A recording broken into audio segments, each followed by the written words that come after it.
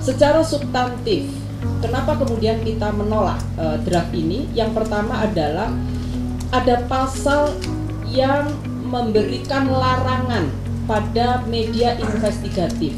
Ini sangat bertentangan dengan mandat yang ada di dalam Undang-Undang 40 pasal 4. Penyiaran media investigatif itu adalah satu modalitas kuat dalam karya jurnalistik profesional.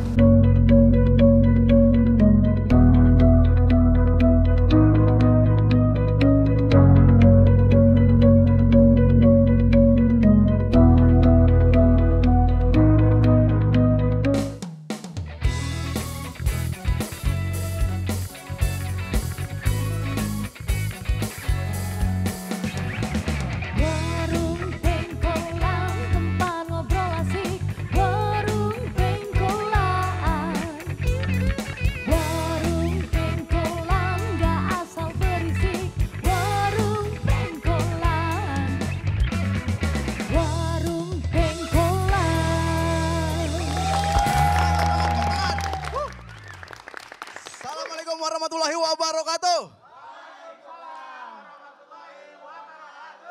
Selamat datang di obrolan Warung Pengkolan. Nongkrong asik, nggak asal berisik. Tepuk tangan dong. Dan ada home band kita juga tadi, ada vokalisnya perempuan. Gue ngeliatin abang yang ini tadi sekali lagi sambil nyanyi, sambil main bass. Tadi ada colongan lirikan tuh kayak, cakep juga nih. Keren. Kalian dari Budi Luhur? Tepuk tangan dulu buat Budi Luhur. Ya, kenalin. Iya.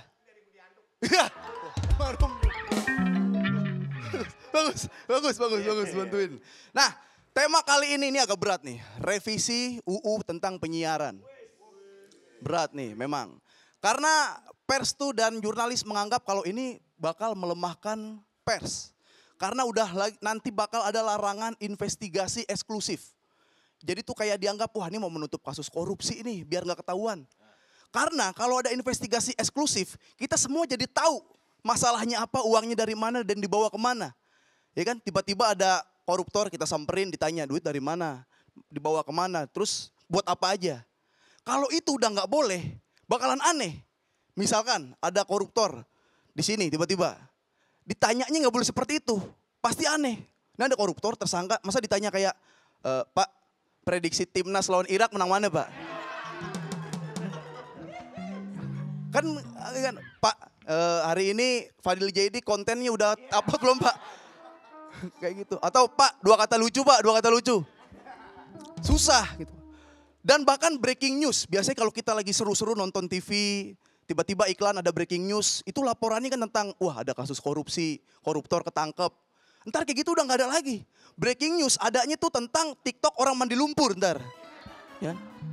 Hari ini breaking news, ya terima kasih singanya gitu kan. Adanya seperti itu. Itu pausnya gitu kan, jadi memang harus dipikirkan lagi seperti apa. Walaupun menurut gua konsep mandi lumpur itu gak masuk akal. Itu emang harus diawasi. Karena mandi lumpur, maksudnya mandi kan biar bersih. Tapi mandinya lumpur. Kotor, itu harus diawasin. Nah, tapi kalau bahas masalah penyiaran, ini ada yang menurut gua gak masuk akal. Tentang nanti ada larangan tidak boleh adanya narkoba. Tidak boleh adanya alkohol, perjudian, tidak boleh adanya mistik dan kekerasan. Nanti udah gak bisa kita lihat tuh. Gue setuju kalau narkoba emang gak boleh. Emang gak bagus, harus dijauhi. Tapi ada part yang seru kalau misalkan kita lihat film yang ada narkobanya. Misalkan apa? Narcos, tahu gak? Mafia Kolombia, Pablo Escobar. Dia terlihat serem kenapa? Karena dia jual narkoba. Kalau udah gak boleh, nanti dia jual apa? Escobar jual seblak. Bukan jadi mafia narkoba, jadi mafia ceker nanti kan. Banyak yang akhirnya harusnya seru jadi gak seru. Misalkan apa? Jackie Chan punya film Dewa Mabuk. Kan tadi alkohol gak boleh. Jackie Chan kan kalau mau berantem Dewa Mabuk, minum dulu, mabuk, berantem, musuh kalah. Kalau itu nggak boleh di Indonesia, ntar jadi ribet. Dicky Chan bukan jadi dewa mabuk, tapi jadi dewa 19. Hah? Ya. Sebelum berantem bukannya minum dulu, tapi nyanyi lagu Pupus. Musuhnya bukannya kalah, tapi malah sing elong. Susah itu. Yang terakhir, mistik nggak boleh dan kekerasan. Emang nggak boleh harusnya. Yang paling kesian siapa kalau mistik dan kekerasan nggak boleh? Film Siksa Kubur. Udah masuk 2 tuh, 1 ya siksa. Itu kan masuknya penganiayaan. Siksa, kekerasan. Kubur, maksudnya apa? Mistik. Entar nggak boleh. Bakal boleh tetap tayang namanya diganti. Bukan Siksa Kubur tapi Cicak Kubul. Yang main Upin Ipin nyari ayam kan. Ya udah makanya ini biar kalian lebih seru lagi, lebih tahu lagi harusnya seperti apa sih, harus direvisi apa enggak sih, baiknya seperti apa. Nonton terus yang di rumah juga obrolan warung pengkolan. Nongkrong asik gak asal berisik.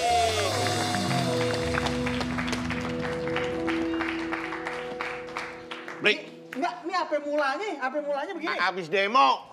Oh, aktivis. Aktivis dulu. Lama gak makan aktivis sekarang. Makan kagak demo mulu tipes. Makanya kalau aktivis Pak, banyakin kapsul cacing. Sebentar. Ini nggak urusannya sini. Ini tadi habis demo aksi teatrikal. Apaan? Di depan gedung MPR. Ketemu komisi 1, gua datangnya udah jadi komisi 2. Terus? Nggak jadi. Untuk menuntut yang namanya kita sebagai wartawan, itu untuk menuntut pembatalan undang-undang, revisi undang-undang penyiaran. Enggak, emang Bapak kerjanya apa? Wartawan. Wartawan? Wartawan apaan lu? Saya ini dari harian mingguan yang terbit bulanan. Gajinya tahunan. Gajinya tahunan. Ini yang Bentar Pak, bentar, Pak. online, media online. Media online yang pakai Komkom. Ya kayak detak.com. Oh, kompos.com. Ya. Nah, Bapak di mana? Di Magicom. Jadi khusus mengenai ngurusin beras itu, pemberitaan beras dari Magicom. Ini tolongin apa? Ini gampang. Tadi diikat sama teman-teman saya. Ini mah gampang bukanya. Ini sebagai lambang kita sudah di-bredel sebagai seorang jurnalis. Nah, kalau Karena jurnalis adalah jujur dalam menulis. Weh. Ini kalau diikat begini bagaimana? Hei, ini mau gue tolongin Ini nggak? tolong bisa diganti dengan tali silaturahmi nggak? Ya, lebih erat dong. Biar bisa kemana-mana gitu. Apa ya? Lah, Beb, lu kenapa pakai begituan? Habis diikat. Siapa yang ikut? Ikat tali perkawinan. Ya. Ya, tolongin dong. Teman-teman dari wartawan tadi. Bukan, teman-teman. makanya hidup itu jangan mau terikat. Ribet, harus ngasih kabar, harus nyari tahu di mana. Mending gak usah terikat, enak. Ya, Lu ngapain terikat? Iya, ini bukan terikat masalah perkawinan atau ini diikat sama temen. Bar, lu aja yang teatrikal, diikat terus ditinggal kabur. Nih kan nggak bisa Emang lagi buka. ngomongin apa sih pakai teatrikal Ini bahwa saya lambang bala kita sesudah yang namanya dikebiri mengenai kebebasan menulis. Oh, yang rancangan undang-undang penyiaran Rancangan itu. undang-undang penyiaran, tapi namanya undang-undang pasti memang bikin rame. Oh, contohnya? Undang-undang sunatan, rame yang datang. Itu Undang-undang undangan. kawinan, Ya itu ampun. rame yang datang. Akbar, lu belum pernah diulek kami tukang tahu gejrot? Sering Itu mah lah. undang. Itu Ini, undang. bukan ini, bukan. Ya elah, lu gimana sih? Enggak, begini, Jamret, cuma kita gigit, aja. gigit, Enggak gini doang tuh. Apa sih? Gigit, cium. Lu lihat ini nih.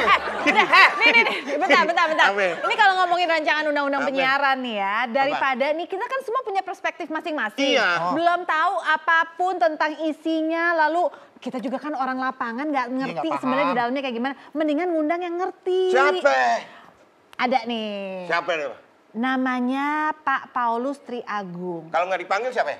Kalau panggilnya biasanya Pak Tra. Kalau dipanggil Patra, kalau nggak dipanggil apa? Dipanggil ke sini. Iya dipanggil Patra. Saya mau protes. Sabar, lu mau protes buka dulu tuh tangan, tak dulu, telepon tadi dulu dulu, lagi Bapak bisa dari apa tadi enggak? ribet. Enggak, biar jangan gini aja biar. Halo, Halo. Pak Tra. Iya, Pak Tra, maaf lagi ada di daerah Pengkolan nggak Pak? Kan Bapak suka keliling-keliling tuh. Ah, beneran Pak? Pak, kalau bisa mampir ke sini Pak. Ini nih teman-teman saya lagi pada rusuh ngomongin rancangan undang-undang penyiaran. Iya, Pak Tra kesini ya Pak ya. Biasa yang di warung itu Pak. Oke, sampai ketemu Pak. Saya juga punya teman nih. Apa? Tar, tadi siapa? Pak Tra. Gak buat temen gua nih. Halo Pak Tri. Oh, Radantri. Ya, Saya mau telepon bentar lagi, diangkat ya. Oke. Nah, itu tadi ngapain? Itu belum ngomong. Bukan, itu belum ngomong. Cuma ngasih tahu aja kalau saya mau telepon. Udah sini nih. Nah. Saya mau protes nih. Iya. Panggil Bentar. Patri ya. Buahnya Pak, emang orangnya ada di mana? Patra. Tadinya sih daerah sini biasanya tuh ada di pojokan situ tuh, pojokan Oh, sana. jemput. Sebelum dia Ntar dijemput yang lain. kebingungan loh. Jemput sebelum dia dijemput yang lain. Siap. Set dah. Asik, ya gitu. Ah. Jadi kita ini sebagai seorang wartawan jurnalis merasa kebebasan kita. Ini orang lu parkir lagi. Repot amat. Ya. Pak. Patra, makasih Patra. mendadak bisa hadir Ya di sering sini. kalau Patra ini Iya. sering ketemu ternyata teman. Temen. Bersihin, Pak. Allah, heboh Mohon maaf ya banget. Pak, ini kelakuannya Bersihin, Pak. keamanan. Patra monggo sini Pak. Wah, Yuk. Itu yang udah saya bersihin. Itu sih. Ini Oh udah iya. saya bersihin tenang. Iya udah dari situ. Dah. Lu Heboh udah ada banget sopan ya. dong lu. Iya, saya bersihin. Udah Siap, Pak, selamat datang Pak ya. Mohon maaf nih Pak, saya tetap ini sebagai bentuk protes saya ini Pak. Saya ke pos dulu ya, Pak ya. Iya, Jangan ke pos dulu dong. Jangan ke pos dulu. Saya pesan sekutang dulu. Oh, siap. Iya benar. Enggak, saya tukang suku tuh ngapain sih? Itu akan ada Pak, bikinin Pak. Oh, ya, siap. Bikinin satu skutang. Iya. Jadi, ini mau ngomong gimana di belakangnya rame banget ya ampun. Lu Hansip, Iya, Pak, siap. satu jaga keamanan, jaga kenyamanan, Iya, ini perintah. jaga keimanan. Oh, iya, siap. Jangan ganggu-ganggu sini. Siap. Kalau nggak lempar tulang jangan ngomong. Oh, ya, segini dong. Iya, udah sana. Sekutang udah saya pesenin ya, Pak. Siap. Oke. Terima kasih. Selamat datang Pak Tra. Iya, Pak Tra, ini gimana teman saya nih sebagai bagian dari pers Merasa kita tersiksa. dikebiri dengan yang adanya RUU penyiaran. Bagi kita yang ingin kita tanyakan adalah kenapa dasar sampai harus DPR ini membahas mengenai RUU? Apakah yang dulu-dulu itu Kurang masih ada lengkap. kurang lengkap gitu? Kalau dari sisi Pak Tra kan dari Dewan Pers nih. Iya. Pertama, Akbar hanya bahwa sebenarnya urusan Sebentar Pak, Sekoteng mau datang. Iya. Sayang kalau misalnya dibiarkan Oke, dingin. biarin aja. Biar Nggak ya. apa-apa. Pertanyaan sudah dilemparkan, jawaban kita tahan dulu, kita break sejenak sambil Oke. menikmati Sekoteng. Jadi Oke. jangan kemana-mana, tetap di Warung Pengkolan. Nongkrong asik, nggak asal berisik.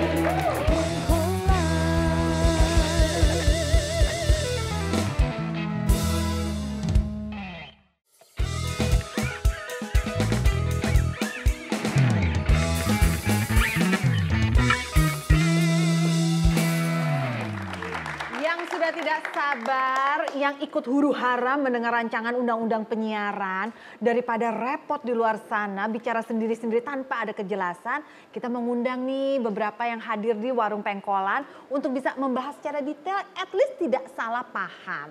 Makanya Anda harus bergabung bersama kami di Warung Pengkolan. Nongkrong asik, nggak asal berisik.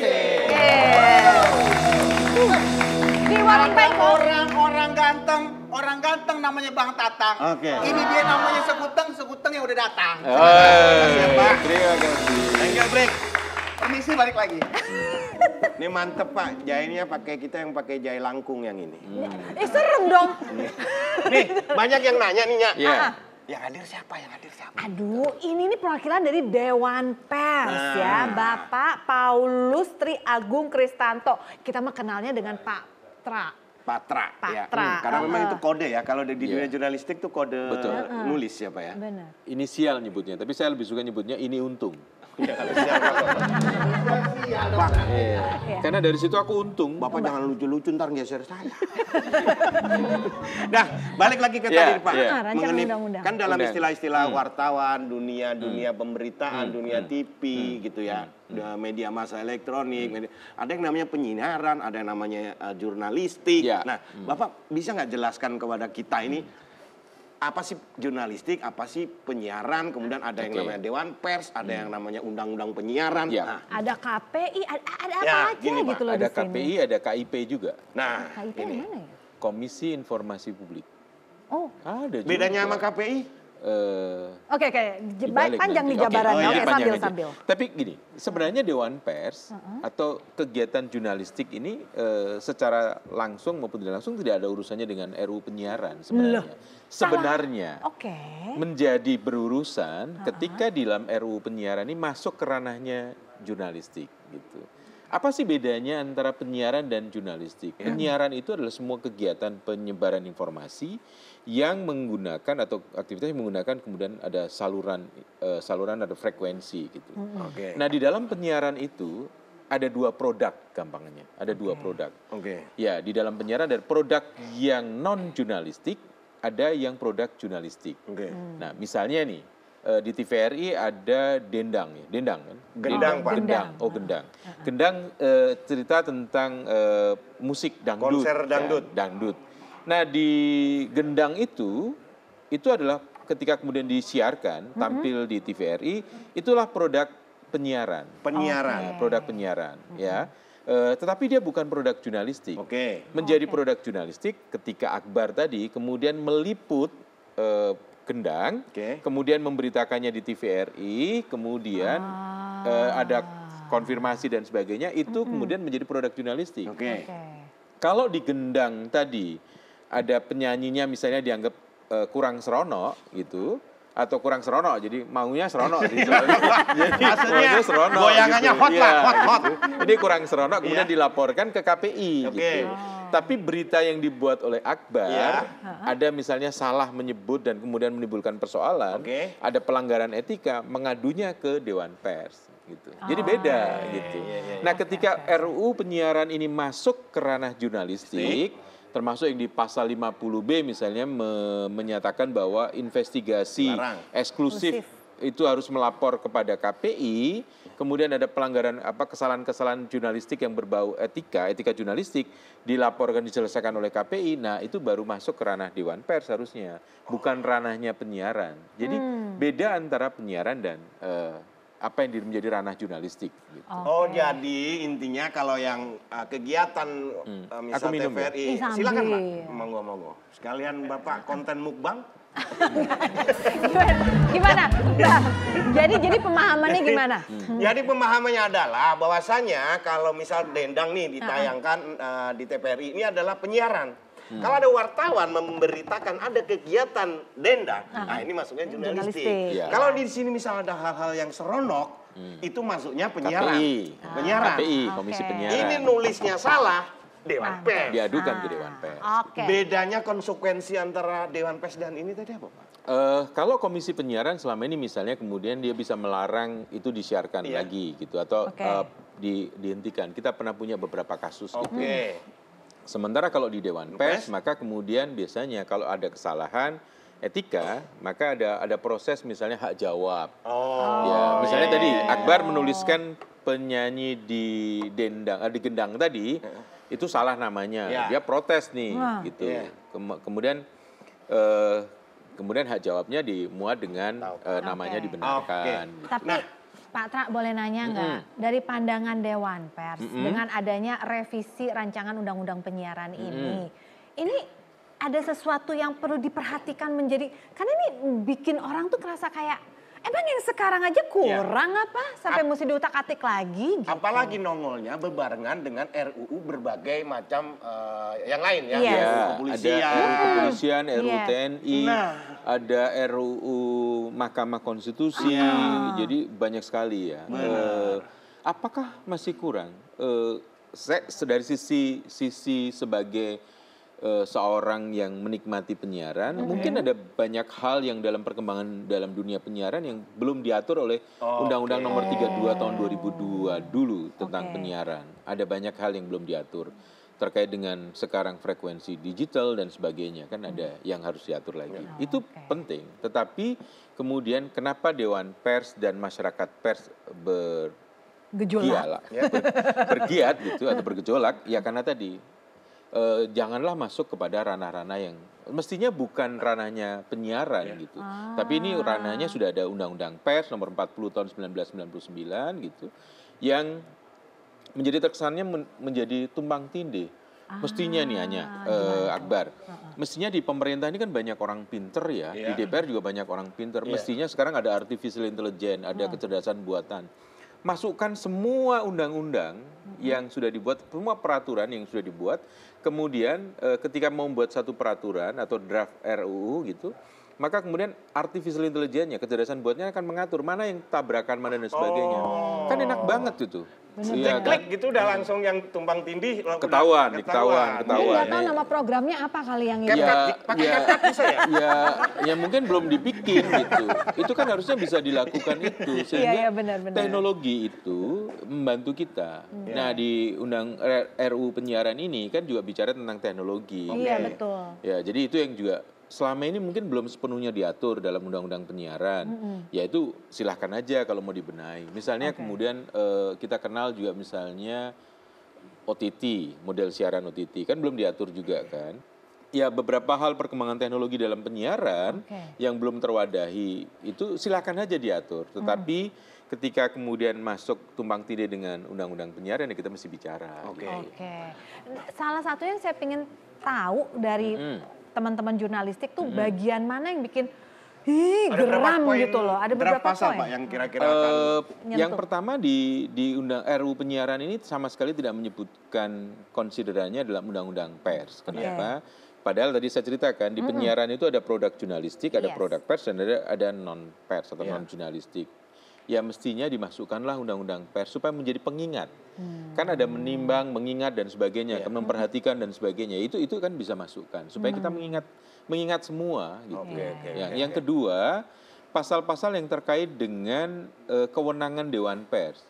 Yang selama ini itu kan wilayah Dewan Pers ya nggak usah lah dimasukkan ke Komisi Penyiaran. Yang ketiga yang rame adalah yang disebut tadi larangan melakukan investigasi jurnalistik secara eksklusif. Itu maksudnya apa? Aku nggak ngerti aku. Saya juga bingung. Kalau investigasi itu biasanya dilakukan oleh media atau dilakukan oleh pers, wartawan atau jurnalis itu secara eksklusif karena dia tidak mungkin membuka seluruhnya. Nah sekarang kalau investigasi nggak boleh eksklusif, ya.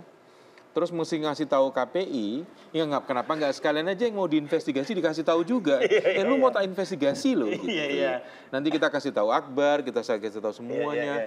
Terus ketika kemudian mau investigasi, kita ajak media-media yang lain. Itu namanya bukan investigasi lagi, press conference namanya. Gitu. Jadi itulah. Kenapa ya investigasi eksklusif nggak boleh? Padahal itulah kekuatan jurnalisme. Itulah yang menarik. Nah, oke, kita masih ada nanti narsum juga. Ini berkaitan juga dengan langsung pelaku ya. Ada konten kreator, kemudian juga dari BEM kita akan hadir di sini ya. Jadi ada jangan kemana-mana, tetap di Warung Pengkolan.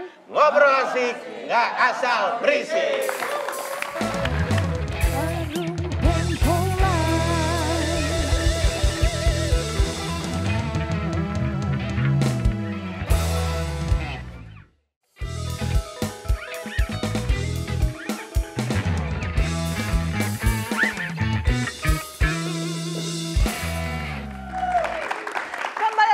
Di Warung Pengkolan. Ngobrol asik, nggak asal berisik. Jadi sebenarnya sekarang kalau misalnya kita mau teriak-teriak mengenai rancangan undang-undang penyiaran, ya harus tahu diri juga ya. Di mana posisi kita. Nah, posisi masyarakat. Kalau Dewan Pers mengatakan, tunggu dulu, jangan nyebrang-nyebrang dong. Ya salah kan? Tapi kalau untuk masyarakat, karena ini bicara penyiaran dalam bentuk format segalanya. Segalanya. Termasuk internet. Termasuk digital kan? Iya, sosial media. Lah, jadi gimana kita masyarakat nih? Nah, ini khususnya bagi pengguna atau pemakai sosial media yang sebagian besar adalah Gen Z atau anak-anak muda. Iya, seperti saya ini. Saya mudah-mudahan anak kayaknya. Oke. Ada yang sudah hadir di sini juga? Oh, saya akan hadirkan. Ini teman, sohib. Teman semua dari itu teman. Enggak ada Ya, yang harus musuh gitu teman kan? dong. Teman ya. Kalau musuh ngapain diajak? Tapi ini Siap Kanya, di mana posisinya? Jemput aja, jemput. Ya, di mana posisinya? ada jemput. Harusnya sih sekitar sini. Coba dipastikan dulu. Cari lokasi terdekat aja kakaknya. Oke. Sherlock. Hai, Feral. Biar gampang. Iya, Feral ya. Anak zaman sekarang ya, nggak ada lagi Geng, Sugeng, nggak ada. Ya, Feral, minta share location-nya dong biar dijemput sekalian. Oke, Ya. langsung ya, makasih. Share location biar I understand. Ya. Udah jemput sana. Oke siap, belum di Ini, share ini. location udah understand aja. Oh, Oh, saya tahu itu. deket. Oke siap. Deket ada. Oke. Ya.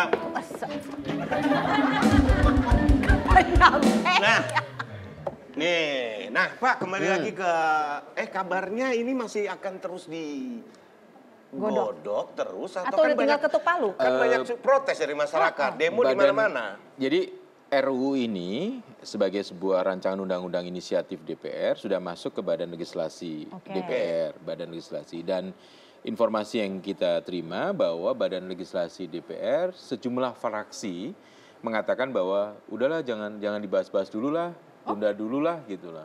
Oh, jadi belum tentu ketuk palu. Tunda loh ya, tunda. Namanya tunda kan bukan tapi batal. gini, yang namanya DPR, pemerintah itu kan lembaga politik. Ya, kita tahulah bagaimana kemudian perilaku maupun tantangan dari para politisi. Karena itu tetap masyarakat tetap harus mengawasi gitu. Apakah betul-betul ditunda? Karena pernah juga ada undang-undang yang katanya tidak dibahas prioritas, tapi tahu-tahu jadi gitu kan. Oh, tiba-tiba ya. Gitu. Jadi Di karena bawah itu radar tiba-tiba zet jadi ya, gitu. karena itu tetap harus masyarakat tetap harus memantau. Termasuk juga Dewan Pers. Termasuk tadi katanya jurnalis kan. Jurnalis Iya. Pak. Jujur dalam menulis. ya. Jadi tetap harus melakukan pemantauan.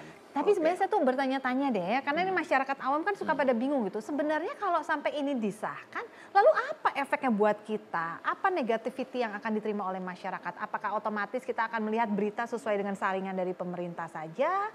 Atau apa? Iya, kalau tadi Atau yang justru malah bagus, jadinya nggak sembarangan Iya, berita-berita hoax jadi beredar. kalau kayak yang gitu. jurnalistik ya memang ranahnya Dewan Pers saja lah, undang-undang pers saja. Tapi kalau yang RUU penyiaran ini ya mesti harus cermati satu-satu. Tetapi pada satu sisi mungkin ada baiknya juga, tapi ada sisi yang lain juga mungkin juga ada negatifnya. Kalau dari kacamatanya Pak Tra, positifnya apa?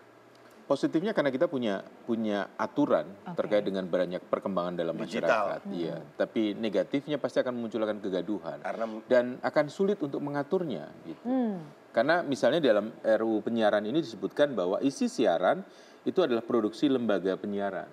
Lembaga penyiaran itu berarti kan ada sebuah badan, lembaga. Iya. Kan orang per orang nggak masuk ke situ. Enggak. Bebas Nah, bagaimana dengan perorangan, Iya. gitu?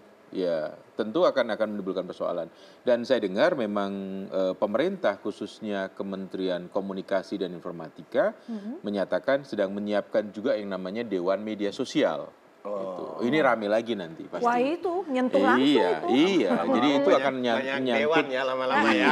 Iya. Kan memang pemilu. Iya benar. Wah, Nih. nyampe loh. Makan capek, titik dokter titik dokter. Apa kabar? Duduk. Itu namanya Tambun. Saya kira di sini. Mau pesan tahu gitu apa sekutang? Boleh sekutang. Sekutang, tahu gitu aja. Bukan nawarin sekutang ya. Ya, Dari UI. Iya, ini ketua BEM UI loh. Saya dari UII dulu. UI. Universitas Insya Allah Indonesia lah.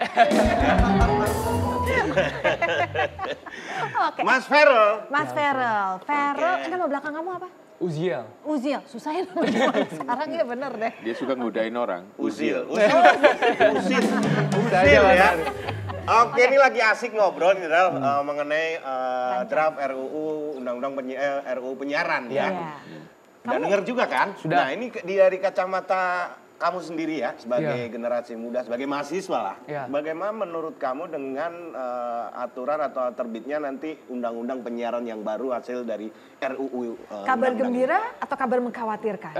Kalau bicara bagaimana pandangan anak muda, ya kalau menurut saya itu adalah kabar yang kemudian mengkhawatirkan ya. Kenapa? Karena sebelum akhirnya kita melangkah lebih jauh membahas terkait RUU penyiaran, Ya. mungkin kita bisa bahas dulu bagaimana prosesnya akhirnya RUU ini bisa naik ke Nah, legislasi oke, gitu ya. Yang menjadi titik kritik kita kan juga bagaimana bahwa ini tidak melibatkan partisipasi publik yang bermakna, meaningful participation. Padahal kalau kita lihat posisi masyarakat punya hak gitu ya, hak untuk didengar, hak untuk dipertimbangkan pendapatnya, kemudian hak untuk mendapatkan penjelasan dari pendapatnya. Nah, ketiga hal ini yang seringkali dilupakan oleh pemerintah pun termasuk di RUU penyiaran ini. Itu yang kemudian akhirnya menimbulkan polemik di masyarakat. Kemudian kalau masuk kepada RUU penyiaran itu sendiri, apakah kemudian mengkhawatirkan atau tidak? Jelas mengkhawatirkan gitu. Tanpa adanya RUU penyiaran saja, kita berbicara kebebasan, kita ambil data misalkan kebebasan Indonesia menurut Freedom House gitu ya Mbak. AKA-nya maaf, Freedom House gitu ya. Freedom House Indonesia hanya memiliki skor 59 dari 100. Itu kategorinya partly free, semi bebas. Dan hal yang paling menjadi titik berat dari semi bebas itu adalah keterbukaan pemerintah, transparansi dari pemerintah. Kemudian kita masuk kepada kebebasan pers. Di tahun 2023, kalau menurut Reporter Without Border, Indonesia itu hanya peringkat 108 dari 118 negara. Kalah dari Malaysia, bahkan kalah dari Timur Leste. Ketika kondisi tersebut masih menjadi pekerjaan rumah bagi kita, kemudian naiklah nih RUU penyiaran dengan segala pasal-pasal yang problematik kalau menurut saya. Seperti itu sih. Termasuk salah satu pasal mengenai yang dulu sudah dihapus, pencemaran nama baik ITE. Iya, di draft ini muncul lagi. Nah, itu yang akan jadi polemik tentunya. Mau nitip Bang Akbar dan kakaknya. Silakan ini Beneran lu daripada nganggur-nganggur nangkep maling gitu kek. Ya, nyari gitu ya. Iya. Nah, ini kalau mahasiswa nongkrongnya di Senat ya gini nih. Ini nongkrong di warkop sih lu. Itu yang kemudian menjadi bahan kekhawatiran kita gitu. Karena khawatirnya nanti, ini menjadi suatu hal yang bagus kalau kita bicara tekstualnya untuk mengatur regulasi dan sebagainya. Tetapi bicara penegakan nantinya, apakah memang akan demikian atau hanya untuk sebagai tameng dari para pejabat untuk tidak mengindahkan, untuk jauh dari kritik publik. Itu yang harus kita kawal bersama ke depan. Oke, mantap. Ini kepentingan masyarakat atau kepentingan pihak tertentu. Betul. Jangan ditahan dulu. Jangan ditahan dulu, justru Jangan dulu, jangan kemana-mana ya. Iya. Tapi satu poin yang harus digarisbawahi benar. Banyak peraturan-peraturan atau undang-undang atau RUU yang dibahas tanpa melibatkan dengar pendapat, public hearing. Sama istilahnya. seperti itu padahal masukan-masukan dari masyarakat itu penting. Tiba-tiba udah dibahas aja. Benar-benar. Tapi sebelum dilanjutkan, saya udah mulai iri nih ngeliat ada tahu gejrot, ada serundeng. Padahal dia pesannya tadi sekoteng dia pesannya. Iya benar. Kayaknya saya mesti ikutan pesan, jadi Anda jangan kemana-mana pemirsa, tetap di Warung Pengkolan. Ngobrol asik, nggak asal berisik.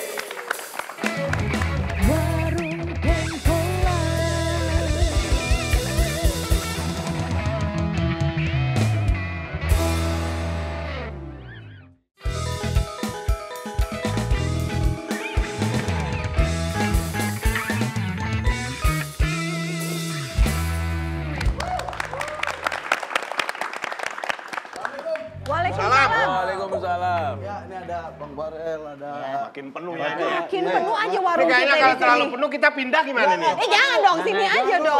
Ini ini Bang, yang dari tadi diomongin, dia adalah orang yang mengusung undang-undang Ini biang keroknya nih. penyiaran. Kenapa? Dia pengen menutup kasus korupsi, dia emang menutup kebebasan pers. Enggak.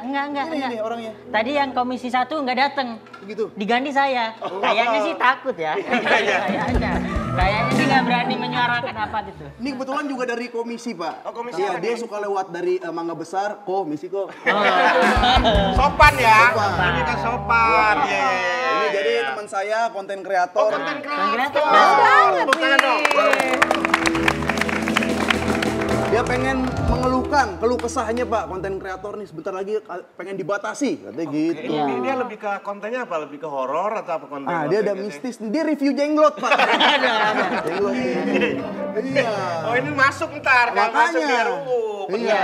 Duduk nih. Siap. Dia mereview jenglot, dia mereview dirinya sendiri. Ngaca Pak ya. Sini nih. Ini kan ada tamu nih Pak Mayo dari tadi. Ini tolong dibikinin teh atau Bapak apa? Kopi? Aku mau kopi susu. Kopi Kopi susu. susu. Pak Mas Arif? pesan Indonesia lebih baik Pak. Berat. Indonesia lebih berkembang dan lebih baik. Nih, Feral? Kopi susu kopi juga. susu bikinin ya. Siap. Semuanya berarti 3. Ini udah teh. Teh. Teh manis, pahit. Manis. boleh. Manis. Ini kebetulan Pak, dia juga mau nanya juga, dia kan suka baca puisi. Kira-kira ada undang-undang penyairan nggak? Belum dibuat. Biasanya kan penyiaran. Penyiaran ada. Puisi cair. Penyairan gitu ya. Udah sana Pak, bikinin ya. Yang sudah ada undang-undang pengairan. Pengairan ya. Kalau pencairan ada Nah, Pak? itu sering ya. Oke. Mau kemana? Mana lagi? Mau stand up lagi. Wah, dulu Oh, ya kayak Allah. lu kayak kurir nganter doang pulang. Ini paket nih. Udah ya. Saya unboxing ya. Udah, izin pamit lagi. Thank you Pakai ya, teknologi thank you dulu. banget ya. Wah, Oke. ini makin menarik nih perbincangan Iya. kita mengenai polemik rancangan undang-undang penyiaran. Tapi Arif, Iya. udah catch up belum? Ada kekhawatiran dalam rancangan undang-undang penyiaran yang menjadi... Udah baca-baca draftnya Iya, nih, kira-kira ada. nih. Apa yang Ada. kira-kira nih akan Tujuannya kan kayaknya perluasan gitu kan, nggak cuma Iya. TV atau Radio. lebih ke digital, Digital konten dan kena. lain. Heeh. Nah, ketakutan saya ini kalau dibikin seragam, Mbak. Hah, Iya, apa? Tayangannya seragam gitu kan. Yang selama ini kan yang di ini KPI kan yang elang-elang gitu. Iya. Terus kuli-kuli mandor dicor gitu. Nah, saya takut aja di konten orang-orang bikin itu gitu. Itulah yang lolos gitu. Jadi dari sisi konten kreator pun mengalami kekhawatiran Iya. juga mengenai ketidakbebasan dia dalam kreativitas membuat Betul. konten. Betul. Gitu ya. Kalau kamu sendiri sih secara konten sekarang aman kan? Maksudnya Masih aman. masih aman kan? Ya. Kecuali cemooh netizen, ada lagi nggak masalah kamu? Oh, banyak. Masalah keuangan. Nih. Mau Nah. dengerin curhat saya itu nih, Kak. Kira-kira nih Ya. apa istilahnya? Apa yang kamu harapkan dengan adanya RUU penyiaran ini gitu kan? Istilahnya pasal ini nggak usah deh atau yang ini nggak perlu deh, jangan membatasi ini deh gitu. Tapi kan balik lagi ya, kalau saya ngelihatnya seperti ini loh. Kayaknya revisi undang-undang penyiaran ini kan memang memiliki niat yang baik ya. Untuk mengatur kualitas produk siaran. Hanya mungkin seperti yang dikatakan oleh Farel, komunikasi dari pihak legislatif kepada masyarakatnya kurang. Lalu masyarakat menilai setelah dibaca sepintas, kok kayaknya lebih mementingkan, ada kekhawatiran, mementingkan beberapa bagian dari masyarakat saja, bukan secara keseluruhan. Nah, kalau Pak Tra melihatnya kan dari, ini kok jurnalis malah jadi tumpang tindih nih. Iya. Sesuatu yang harusnya diaturnya, ingat ada Undang-undang pers. undang-undang pers, kok malah jadinya bercampur di penyiaran ini. Betul sih ya. Balik saja, kalau dilihat ini adalah komunikasinya. Jadi kalau udah sampai tahap gini, Pak Tra deh, saya pengen tahu. Bagaimana cara yang paling damai, nyaman untuk bisa selaras semua pihak? Ya sebenarnya pasti DPR harus mendengar semua pihak. Mohon maaf, Ya. mau tanya sebentar ya. Dewan Pers pernah diajak ngomong nggak tentang Nah, ini? Ketika keluar RUU ini tidak, karena itu bahkan dikonsiderkan kan tidak ada undang-undang pers disebutkan. Jadi padahal di undang-undang penyiaran yang sekarang masih berlaku, Undang-Undang 32 tahun 2002, itu ada konsiderannya tentang undang-undang pers. Harusnya diajak ngobrol. dong. Iya, ya ngopi begini, ngobrol di sini. Iya, mestinya, iya, boleh lah mestinya, ya. enggak, mestinya Komisi Penyiaran juga diajak untuk di warung pengkolan. Oke. Anggota DPR tadi kata Arief nggak datang. Nah, ini kan di Kira-kira Iya. kenapa tuh Bang nggak datang? kan Bang? diundang. Ya, karena dia harusnya. masih. Diundang. Jadi tadi saya sampaikan bahwa yang saya tahu DPR kemudian menyepakati untuk menunda dulu membahas undang-undang penyiaran ini, karena ada banyak hal yang lebih penting. Salah satunya adalah transisi pemerintahan. Kan? oh benar. Ya, gitu. Nih, dari konten kreator sendiri pun belum pernah kan misal undangan atau istilahnya apa Tukar pikiran tukar lah. pikiran, diajak dialog seperti itu untuk oh ini kita mau nerbitin undang-undang ini, ada nggak masukan-masukan? Selama ini nggak ada seperti itu. Kayaknya belum, karena berarti kan satu pihak aja kan melihat dari pihak ini ke konten kreator, bukan kita belum ada yang mengajak dari sudut pandang konten kreator gitu. Oh Pak, ini tuh gini nih Pak permasalahannya, Iya. bukan ini gitu ya. Ini yang Iya. kadang bener yang disampaikan oleh Farel, partisipasi publik dalam setiap penerbitan undang-undang itu sekarang memang kurang kayaknya. Nah, oke, kalau Pak Tras ini Pak pasal mana yang menurut Bapak Harus di ada, kemudian ada udah ini dihilangin? Ini kalau dari perspektif Dewan Pers, Ya. tentu pasal-pasal yang terkait dengan Investigasi? pers, itu nggak usah. Oke. Lah, gitu. Tetapi Dewan Pers itu kan sebenarnya cermin masyarakat, Akbar. Iya. Jadi apa yang terjadi di masyarakat itu dicerminkan oleh persnya. Apa yang terjadi di pers itu juga adalah bagian dari cermin masyarakat itu tadi. Jadi menurut saya juga kemudian ayolah DPR untuk kemudian terbuka, mengajak bicara siapapun, termasuk Arief, termasuk Farel, termasuk teman-teman Anya dan Akbar gitu. Semuanya diajak bicara lah. Supaya kemudian tahu yang terbaik. Karena kalau kemudian ada proses prosedur dari pembahasan sebuah undang-undang itu tidak baik, maka kan masyarakat masih bisa mengujinya lewat Mahkamah Konstitusi. Gitu. Ini pemerintah itu kan dibentuk, DPR itu dipilih oleh rakyat. Gitu. Jadi ketika sudah sedang memegang kekuasaan, ya ingatlah yang memberi kekuasaan itu siapa. Gitu. Rakyat, ajaklah bicara rakyat. Gitu. Karena itu marilah wakil rakyat, dengarlah rakyatmu. Iya. Baik. Dari Feral sendiri, kalau misalnya ngeliat rancangan undang-undang penyiaran ini, ada sisi positifnya nggak? Walaupun ada kritisnya, ada masalah yang mesti kayak komunikasi dan segala macam. Pasti kalau dia masalahnya banyak, negatifnya. Tapi pasti. ada lah Positifnya dong. Kalau bicara sisi positif ya pasti ada. Kenapa? Karena tentu kita sebagai suatu bangsa yang dewasa juga harus berkembang juga mengikuti perkembangan zaman ya dengan perkembangan sosial media dan sebagainya. Memang harus ada regulasi yang kemudian mengatur itu menjadi lebih jelas. Tapi lagi-lagi kita kembali kepada substansinya itu yang harus menjadi perhatian dan jangan sampai akhirnya melupakan dan menyampingkan pendapat-pendapat masyarakat karena pada akhirnya nanti ketika undang-undang tersebut diimplementasikan kepada masyarakat, yang kemudian menjadi orang-orang yang terdampak ya masyarakat itu sendiri dan juga ada Dewan Pers, menjadi sangat ironi gitu ya ketika Dewan Pers justru tidak dilibatkan komunikasinya dalam pembahasan ini misalkan, ataupun masyarakat secara keseluruhan. Padahal ya seharusnya pemerintah belajar gitu ya, Kak gitu. Karena beberapa momen ke belakang pembahasan terkait RUU ya seringkali polemiknya sama-sama aja soal kita yang nggak pernah didengar gitu. Dan itu nggak pernah kemudian diperbaiki oleh pemerintah. Dan satu hal, meskipun ini pembahasannya saat ini ditunda, itu bukanlah jaminan untuk akhirnya keadaan dari RUU penyiaran ini menjadi lebih baik atau bahkan mungkin dibatalkan.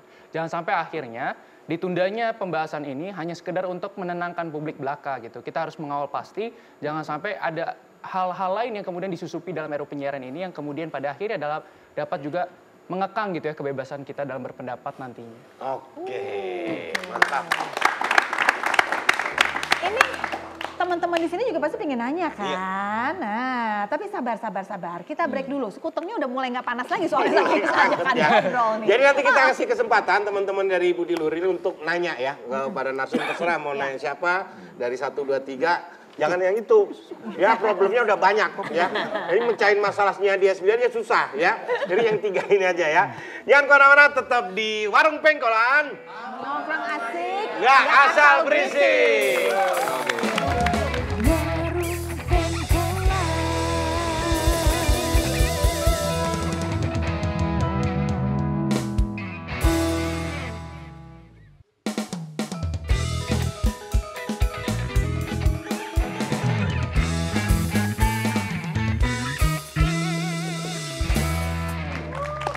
Masih di Warung Pengkolan, ngobrol asik, nggak asal berisik. Pak, ya? Apa? Saya mau ke tempat Pak Koyo. Kenapa? Ini meriang panas. Ke tempat Pak Koyo. Kasih dikompres ya. Sebelum kita ngobrol-ngobrol sama teman-teman dari Universitas Budi Luhur, saya ada pandangan yang mungkin agak berbeda nih ya kalau dari Anya sendiri. Ya, dari Pak Tra, dari juga Arif gitu ya. Saya merasa memang yang namanya undang-undang penyiaran, undang-undang apapun itu kan dibangun untuk membantu pengaturan yang tepat, ketertiban. Karena balik lagi masyarakat kita ini kan beragam sekali, latar belakang pendidikan, pola pikirnya dan segala macam. Kalau nggak ada aturan yang genah sampai detail, kayaknya yang ada kita tetap aja masih berantakan. Ini pandangan saya ya. Tapi memang mengenai detail isinya ya baiknya dikomunikasikan. Tapi tetap menurut saya perlu. Apalagi sejak tahun 2002 yang terakhir kan ya undang-undangnya. Sampai sekarang 2024 udah banyak perkembangan bentuk media. Terakomodir oleh undang-undang yang lama gitu ya. Karena bahwasanya kita juga sebagai istilahnya penikmat ya, bukan konten kreator juga yang aktif. Kita penikmat sebagai masyarakat umum melihatnya juga banyak konten-konten yang ngeri gitu. Sekarang boleh ya gini ngomong gini ya. Kok kayak gini boleh sih muncul? Gitu ya. Udah gitu diserap oleh masyarakat yang tidak bisa nyaring terlebih dahulu. Alamak jahat langsung saya bingung. Oke, nah kita kasih kesempatan teman-teman dari Budi Luhur untuk mengajukan pertanyaan satu orang, yang lainnya silakan jawab yuk. Nah, gimana? Yang jawab yang ini. Oke, silakan.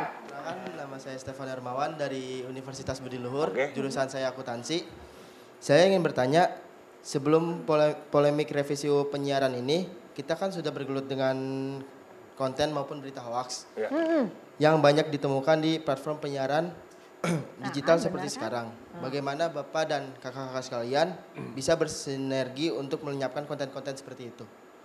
Mulai dari mungkin, ini, Pak Patra dulu. Oh, Iya. Oke, Patra. urut tua ya. Iya. Sesuai Senior. pengalaman dan pandangan. Senior.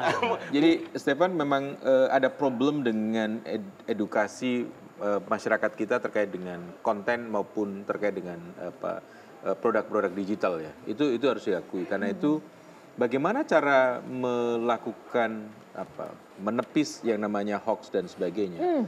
Mau tidak mau apapun lembaganya nggak bisa bekerja sendiri. Publik juga harus melakukan. Konten kreator juga harus melakukan. Ya. Jadi yang dipikirkan jangan semata-mata viral gitu. Tetapi juga bagaimana kemudian ada tanggung jawab moral. Itu yang membedakan antara seorang wartawan atau jurnalis dengan seorang konten kreator. Hari ini wartawan punya kode etik jurnalistik. Hari ini wartawan punya pegangan etika dan moralitas gitu. Nah, informasi bukan hanya datang dari wartawan atau media atau jurnalis, tetapi juga informasi bisa datang dari publik, termasuk konten kreator. Nah, mari kita sama-sama untuk membuat penyadaran dan kesadaran bersama bahwa ya situasi bangsa ini tanggung jawab kita bersama gitu. Sehingga ya konten kreator ya kalau bikin informasi ya jangan hoax lah gitu. Tapi yang hoax itu jadi viral, akhirnya jadi naik namanya. Itulah tambahannya kemudian buat pendidik masyarakat juga harus dididik untuk digitalisasinya seperti apa, membedakan informasi seperti apa. Jangan mudah juga kemudian mengambil apapun yang tersebar itu sebagai sebuah kebenaran. Panjang jalannya. Tadi Farel juga sudah menyebutkan bagaimana situasi kemerdekaan pers di Indonesia seperti apa. Jadi ini kerjaan panjang bersama yang harus kita tidak pernah berhenti untuk terus mengingatkan. Gitu loh. Berarti mendidik masyarakat juga ya. Iya, dan jangan lupa mendidik juga siapapun yang berkuasa.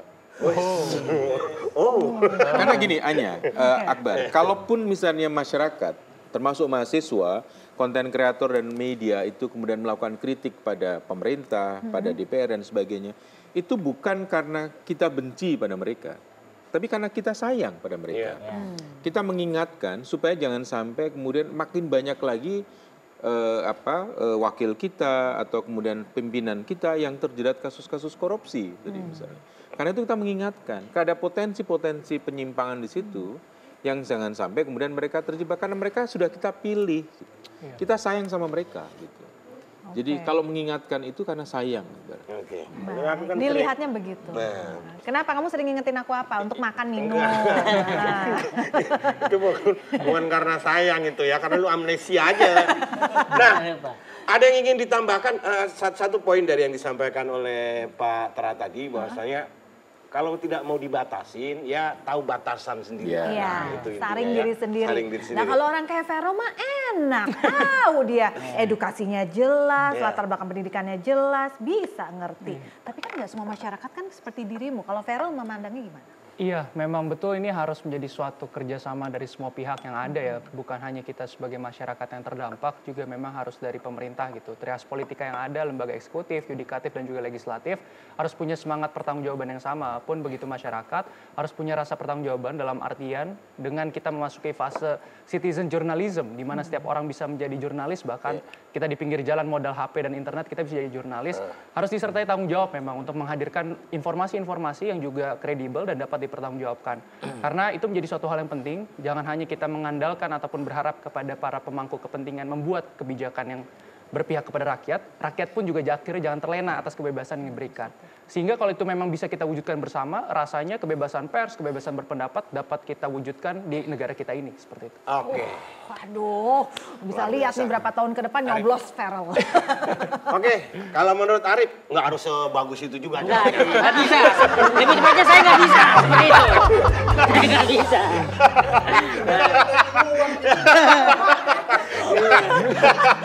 Langsung diringankan loh bebannya kita tadi. Aduh, baru terakhir. Aku udah merangkai kata-kata tadi. Nggak harus sebagus itu juga.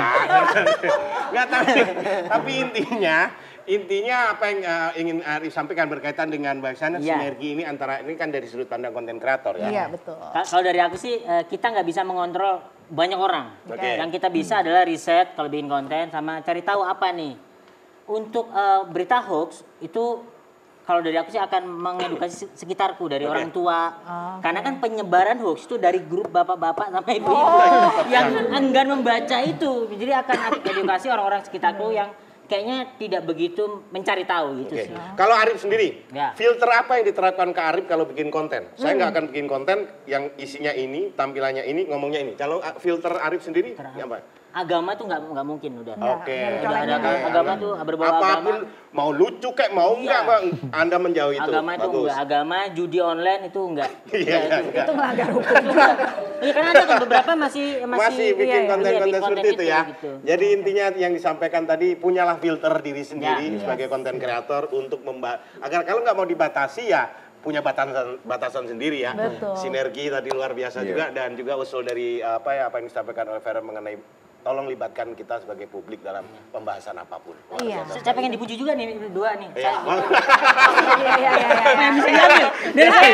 Terima kasih untuk pilihan sikap untuk tidak memiliki prinsip dalam membuat konten. Konten. Ada. Thank you, Patra, thank you ya. Terima kasih banyak ya. Thank you ya. Dan juga terima kasih teman-teman dari Budi Luhur, tepuk tangan semuanya. Dan kita akan terus kembali dengan topik-topik bahasan yang menarik dan juga seru dengan narsum-narsum yang juga seru. Jadi tetap ikutin yang namanya Warung Pengkolan, ngobrol asik, nggak asal berisik.